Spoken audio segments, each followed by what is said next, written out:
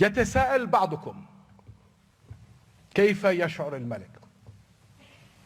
أي يقلق الملك؟ نعم. تصريح خطير من ملك الأردن. الملك عبد الله يفاجئ به طارق اليسكتوي ويؤدب لاعبين المنتخب الأردني بعد عدم مصافحتهم له، ويعتذر للمغرب ويفجر مفاجأة كبري للسكتوي. ولكن قبل أن نبدأ، لو أنت محب للمنتخب المغربي ولطارق السكتوي فيرجع الإعجاب بهذا الفيديو واكتبوا في التعليقات ديما مغرب، ولا تنسوا أن تعطروا فمكم بذكر الله والصلاة على رسولنا الكريم. توج المنتخب المغربي بكأس العرب بعد نهائي ملحمي أمام الأردن، مباراة كتبت فصولها بالعرق والإصرار حتى آخر ثانية، وانتصر فيها المغرب بالروح قبل النتيجة ليحمل اللقب عن جدارة واستحقاق. فرحة التتويج كانت كبيرة، لكن المشهد لم يكتمل بعدما خطفت لقطة حزينة الأضواء حين غادر بعض لاعبي الأردن أرضية الملعب دون مصافحة المدرب الخلوق طارق السكتيوي.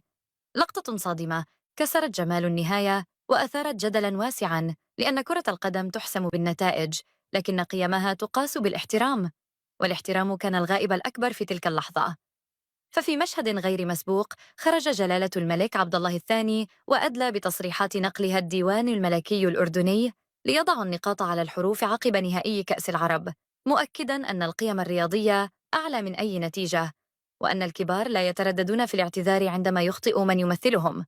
وقال الملك بصوت يختلط فيه الأسف بالفخر: أتوجه باعتذار واضح وصريح للأخ العزيز المدرب الخلوق طارق السكتيوي عما بدر من بعض لاعبي منتخبنا بعد نهاية المباراة. عدم مصافحة مدرب قدم كرة قدم راقية وقاد منتخبا شقيقا إلى لقب مستحق، أمر لا يشرف الرياضة الأردنية ولا يعكس أخلاق شعبنا. وأضاف الملك أن النهائي كان ملحمة كروية بكل المقاييس، وأن المنتخب المغربي يستحق التتويج عن جدارة واستحقاق. المغرب لم يفز بالكأس صدفة، بل فاز بالإصرار، بالروح، وبالعمل التكتيكي العالي. أهنئ لاعبي المغرب وجهازهم الفني وجماهيرهم بهذا اللقب الذي جاء بعد مباراة ماراثونية حبست الأنفاس. ثم عاد ليؤكد أن ما حدث بعد صافرة النهاية لا ينسجم مع تقاليد المنافسة الشريفة. الرياضة أخلاق قبل أن تكون ألقاباً، وما جرى لا يمثلنا. أتحمل مسؤوليتي المعنوية وأقولها بوضوح: هذه ليست روحاً رياضية. وتابع جلالة الملك عبد الله الثاني حديثه، مؤكداً أن المحاسبة الأخلاقية تسبق أي حسابات فنية أو نتائج ميدانية، وقال: من يرتدي قميص المنتخب الوطني لا يمثل نفسه فقط، بل يمثل تاريخ وطن كامل، وأي تصرف يسيء لروح المنافسة هو إساءة للأردن قبل أن يكون إساءة للآخرين. وأضاف أن احترام الخصم خصوصاً في لحظة الفوز أو الخسارة هو الامتحان الحقيقي للرياضيين الكبار، مشدداً على أن المدرب طارق السكتيوي قدم نموذجاً يحتذى به في الهدوء والرقي والاحترام طوال البطولة. وأشار الملك إلى أن الاعتذار للمغرب واجب أخوي قبل أن يكون التزاماً رياضياً، قائلاً: المغرب بلد شقيق وتربطنا به علاقة تاريخية عميقة، وما حدث بعد النهائي لن يسمح له أن يترك شرخاً في هذه العلاقة. كما دعا لاعبي المنتخب الأردني إلى التعلم من الدرس القاسي بروح إيجابية. الخسارة ليست نهاية الطريق، لكن فقدان القيم هو الخسارة الحقيقية. وأعلن جلالة الملك عبد الله الثاني عن خطوات عملية وحاسمة، مؤكداً أن الاعتذار لا يكتمل بالكلمات وحدها، بل يجب أن يترجم إلى أفعال واضحة تليق بحجم الخطأ وبمكانة المغرب الشقيق. وقال بنبرة صارمة: لا تحتمل التأويل. أصدرت توجيهاتي الواضحة بأن يسافر لاعبو منتخب الأردن إلى المملكة المغربية، ليس كسياح ولا كمجرد وفد بروتوكولي، بل كرياضيين يحملون الاعتذار في قلوبهم قبل ألسنتهم، من أجل مصالحة المدرب الخلوق طارق السكتيوي في منزله، وتقديم الاعتذار له وجهاً لوجه، احتراماً لشخصه ولمسيرته ولما قدمه لكرة القدم العربية. وأضاف الملك أن هذه الخطوة تحمل رسالة تربوية قبل أن تكون رياضية. أريدهم أن يتعلموا أن الكرامة لا تنقصها كلمة اعتذار، وأن القيم لا تشترى بالألقاب، بل تصان بالمواقف. ثم فاجأ الجميع بإعلان خطوة ذات رمزية سياسية وأخوية كبيرة، قائلاً: سيرافق هذه المبادرة سمو ولي العهد الذي سيتوجه شخصياً لتهنئة أخي جلالة الملك محمد السادس، ناقلاً محبة الشعب الأردني واعتزازنا بما حققه المنتخب المغربي من إنجاز مشرف للأمة العربية.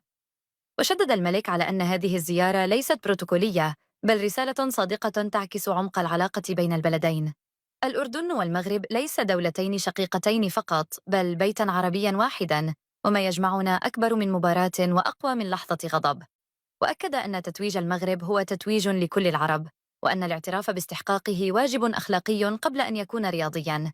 وفي مفاجأة مدوية، أعلن الملك عن تكريم استثنائي للمدرب طارق السكتيوي في عمان، قائلاً: سأستقبل المدرب طارق السكتيوي في الأردن استقبال الكبار، وسنكرمه رسمياً، لأنه قدم نموذجاً يدرس في القيادة والاحترام والانتصار النظيف.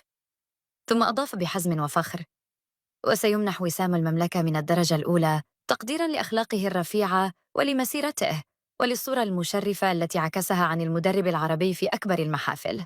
واختتم جلالة الملك عبد الله الثاني كلمته بإشادة كبيرة وعميقة بالمنتخب المغربي، معتبراً ما حققه خلال السنوات الماضية نموذجاً يحتذى به في العمل والاستمرارية، وقال: المنتخب المغربي لم يصل إلى القمة صدفة، بل جاء إليها بعد سنوات من التخطيط والصبر والعمل الصامت.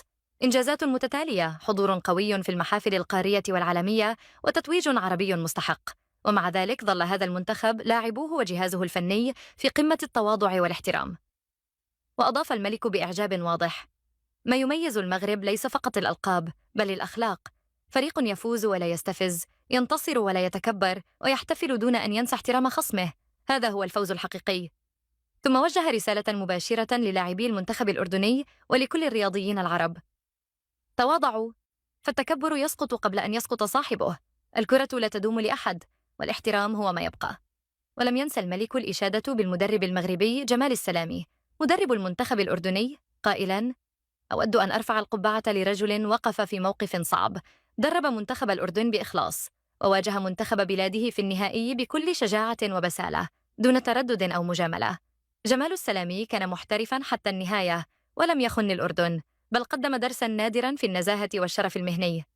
وأعلن الملك قراراً تاريخياً: تقديراً لهذا الوفاء، سأمنح المدرب جمال السلامي الجنسية الأردنية، وسنكرمه رسمياً، لأنه أثبت أن الانتماء الحقيقي هو الإخلاص في العمل. ثم ختم بمفاجأة أخرى، مؤكداً: سيمنح كل من طارق السكتيوي وجمال السلامي وسام المملكة الأردنية من الدرجة الأولى تكريماً للأخلاق قبل النتائج وللقيم قبل البطولات. وفي كلماته الأخيرة قال الملك بتأثر: أبارك للمغرب ملكاً وشعباً ولاعبين. دعاؤنا أن يديم الله عليكم الفرح والتألق، ديم مغرب وديم الأخوة العربية. وفي الختام يا أصدقاء، ادعوا معي: اللهم وفق المغرب للتتويج بكأس إفريقيا، واكتب له النصر والفرح، واجعل أقدام لاعبيه ثابتة وقلوبهم قوية، وانصرهم بنصرك يا رب. اللهم احفظ أمهات المغرب، واجعل دعاءهن مستجابا وقلوبهن مطمئنة، وافرحن بنصر أبنائهن وراية الوطن مرفوعة عالياً. إذا أعجبك الفيديو لا تنسى الإعجاب والاشتراك، ودعاء صادقا للمغرب بالمزيد من الأفراح. ديما مغرب،